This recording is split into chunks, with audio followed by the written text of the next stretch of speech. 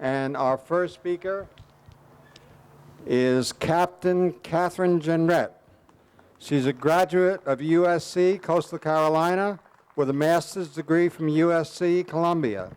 She served as former Congressman Henry Brown's 1st District Field Representative, and Katherine is a Army veteran of the Persian Gulf War, Operation Desert Storm, and most recently, just in January, returned from the war zone in Afghanistan. Let's give a warm welcome to Katherine Jenerette.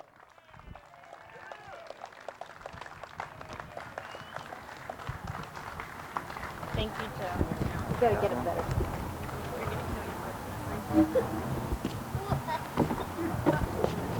Thank you, Joe, and Jim Gunn, and all the rest of the Myrtle Beach Tea Party.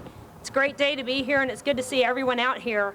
What's amazing is that you're here on this beautiful day when you could be doing something else, and that means a lot. It means a lot to this country. As all of you know, I'm Katherine Jenerette. I'm a simple kind of gal. I'm an Army paratrooper and an Army captain with 2 combat tours of duty, and I was in Congressional aid. And of course, Joe was trying to steal all my thunder on that. I taught college history. I've been married 20 years to the same father of my 4 children. One of them at CCU, and one of them, y'all might know, Benji, high school runner of the cross country, runner of the year of the cross country for the last 3 years. Benji would have been here today, but she's running at a track meet in Columbia. Anyway, 2 years ago, I told you, right here in this very park, that I wanted you to send me to Washington, D.C., and a story about what I would do if I got stuck in an elevator with Representative Nancy Pelosi.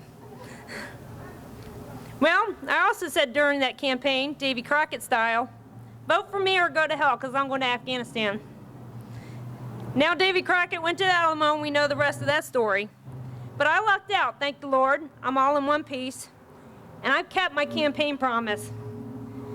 But I'd still like to see Congressman Nancy Pelosi. You fill in all the blanks. The point is, if you make a campaign promise, you should keep it.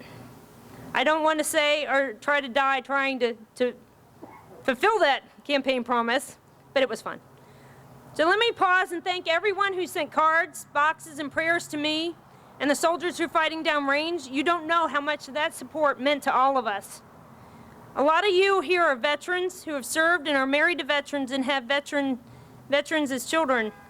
I want everybody to give yourselves a round of applause for these veterans that have served.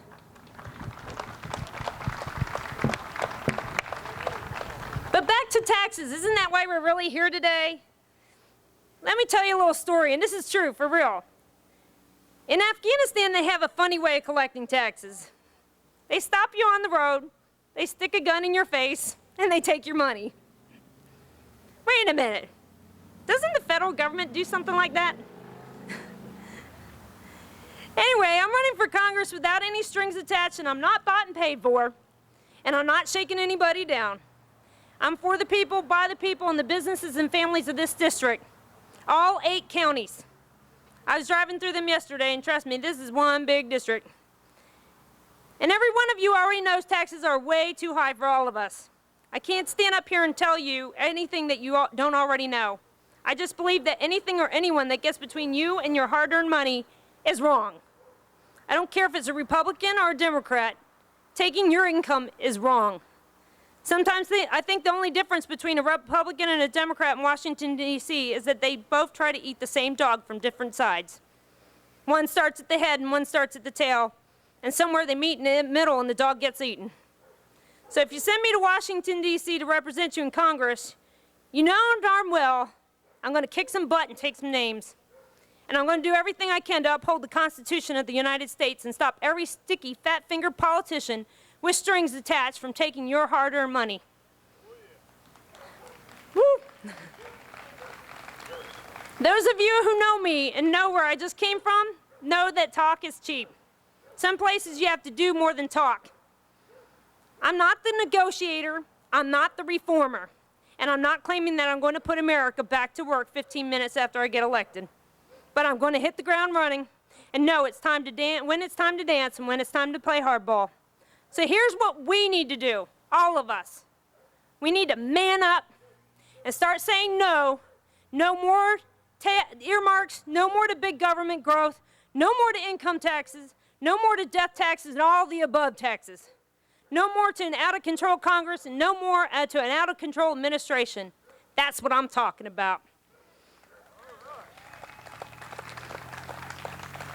Well, now that we've fixed our tax problems, let me finish by saying I want you to keep this in mind. Because I just came from 8,000 miles away serving with the best young men and women America has to offer. Please do not give away our U.S. Constitution that our military men and women have worked so hard to protect. God bless you, God bless South Carolina, and God bless our men and women in uniform, and God bless the United States of America. Thank you.